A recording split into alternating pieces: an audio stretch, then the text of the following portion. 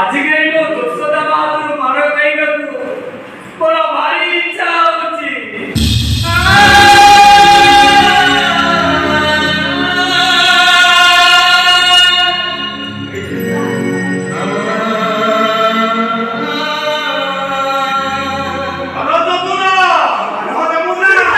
dairy करछ काहे की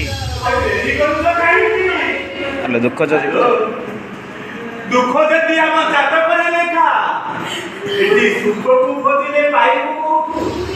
एटी परा ए आखिर जमानो कथा